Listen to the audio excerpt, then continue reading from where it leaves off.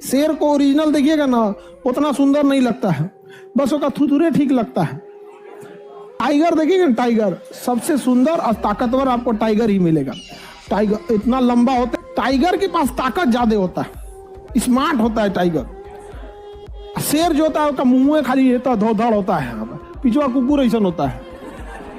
सही में शेर की एक खासियत होती है, वो अपने टारगेट से नहीं हटता है। मान के चलिए 100 ठो भैंस आ रहे होंगे सब, ठीक है, उसमें वो किसी एक को टारगेट बनाया है और उसी को मारेगा। वो चाहे चाहे जितने दूर भाग जाए। बाकी जानवरों में ये टेंडेंसी नहीं होता। टाइगर के पास शेर से ज्यादा ताकत है। वो अगर बनाया कि इसको मारते हैं तो पास से कोई दूसरा जाएगा, अरे छोड़ो एकरे मार देते हैं, शेर नहीं है तो बाद में तोरा मारेंगे, पहले ओकरा मारते हैं हम।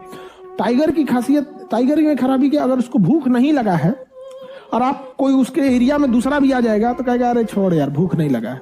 और शेर भूख लगा रहे